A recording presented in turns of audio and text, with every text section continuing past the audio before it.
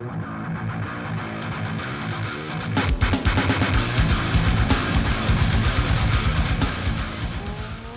guys, and welcome to my video. We are in CarX today. Here I will be trying to teach you some of the fundamental basics, how to calculate damper stiffness, and showing you my kind of process behind that, how to test these things reliably as well. So you too can be fast around corners and absorb bumps better, basically. Let's cut right to the thing. Now, before we go into the dyno stand, let me shortly explain what is actually the purpose of dampers and how to use them correctly. Dampers do two main things. They counteract your springs, and they absorb bumps and any irregularities in the road surface. With that, they increase grip and make your car faster, basically. To help me get you a better understanding of this, let me show you what not to do first. Let's say you cut out your dampers and the damping value is really low. So the dampers are almost non-existent. So as you can see, it's really wobbly, and the only thing that's holding the suspension together now is the springs. So it's actually kind of beneficial for absorbing bumps on the impact, but it has struggle like retracting, so it's getting a lot of air time and wobbling around, and it's hard to keep grip on some parts of the road surface. So let's take the opposite approach. Let's have the damper values infinitely high. What you can see happening is it's way too stiff. It's not absorbing anything at all, and it will basically launch you into the air whenever you hit anything in the road surface. So it's also decreasing your grip. So how do you find the right balance between soft and stiff?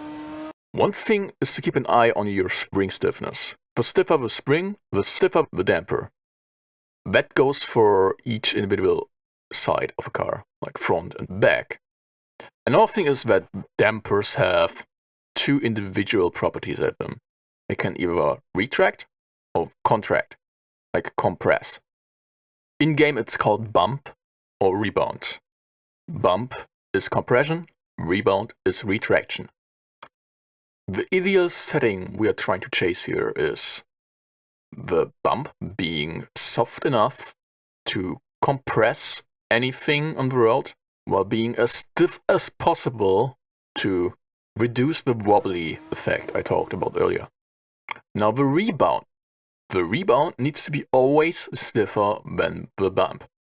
That's because it's counteracting the suspension to go back into a neutral position. The faster your car can go back into a neutral position, guess what? The better your grip is gonna be. But if your rebound is too stiff, you're gonna launch up into the air again.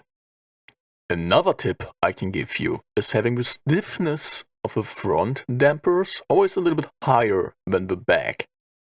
Now for drifting that might not be necessary, but if you're going into a straight line, you're not always at the same speed, you're accelerating.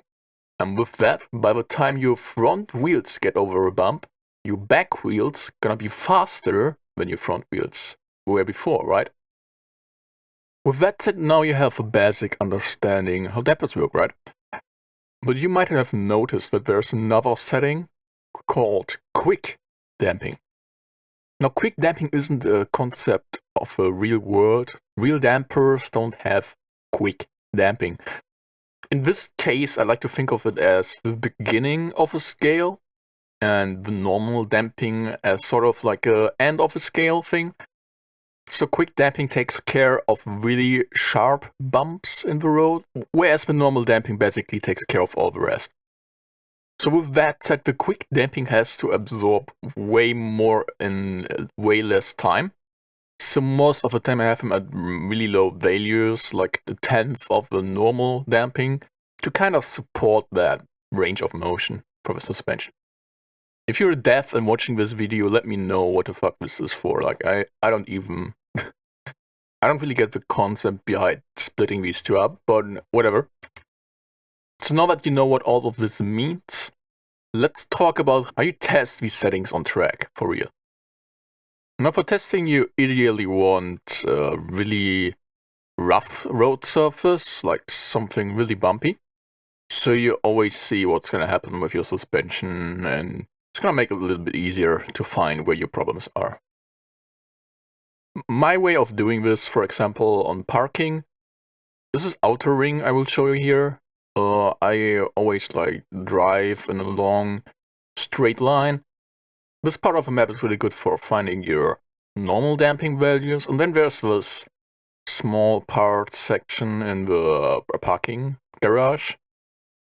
And here you can see like a really sharp bump, so you can use that for testing for quick damping. And with that said, that's basically how I test my dampers. Now we get into the really spicy part of the video.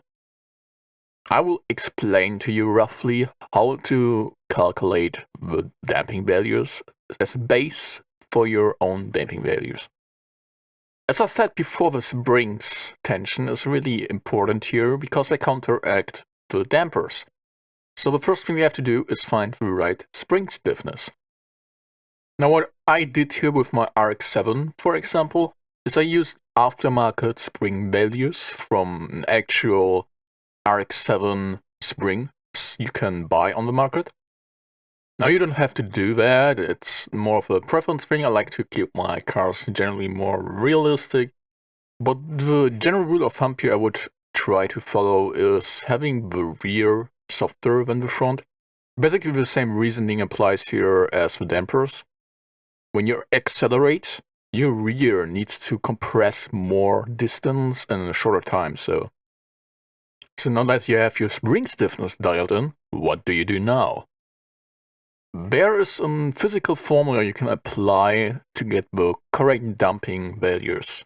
It's called critical damping coefficient. We will use this formula to determine how much force we need on the front and rear compression of the dampers. Now, as you can see, we are missing two variables here. One is K and the other one is M. And that's exactly the reason we need to determine the spring rate first. K means stiffness of the oscillated body, which in this case means the spring. Now you see we are working with Newton meters here, and CarX uses kilonewtons, so we just multiply CarX values by 1000. So now that we have K, we only need M. So what does M mean? M means mass of the body. In this case, you might think, okay, that's the car's weight, right? Wrong. You see, the dampers don't compress stuff like the suspension itself, the brakes, the tires, etc. So in this case, mass means the sprung mass of the car. So what does sprung mass mean? What is sprung mass and what is unsprung mass? Unsprung mass is the weight of a suspension itself, like springs, the dampers weight itself, the weight of the tires, the weight of brakes, etc. So sprung mass means the rest of a car basically. The chassis, the cockpit, the engine, everything that's on top of the suspension and not acting as part of it. So how do we know the sprung mass of our car? You can look at the sides of some manufacturers, like the actual weight of the sprung mass. But the general rule of thumb here is, I would say, take 3/4 of the entire mass of your car. And that should be the sprung mass. So now that we know the variables of our formula, we just calculate it. Let me run you through this example so you can calculate it later yourself if maths aren't your thing. These here are the variables I use for my RX-7's rear settings. We have 70 kilonewtons per meter, which we multiply by 1000, so we get Newton meter. 1110 kilograms is our sprung mass.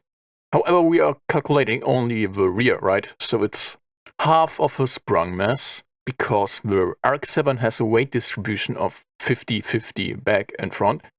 which is not always the case for every car. You sometimes have to calculate the distribution yourself. So in this case, we have 1110 kilogram divided by 2, which makes 555. Now we multiply our values, the 555 and the 70,000.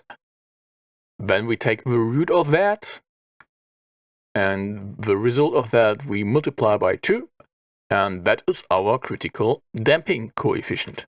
So now that we have the critical damping coefficient, we take that and put it into the rear, in this case, damper bump setting for our current CarX. When we're finished with that, we basically do the same thing for the front and use that for further calculations. So now that we have the bump, we need the rebound values, right? So, like I said before, we want the rebound stiffer than the bound. So this really comes down to personal preference. You could use like 20%, 30%-ish more for the rebound than the bump.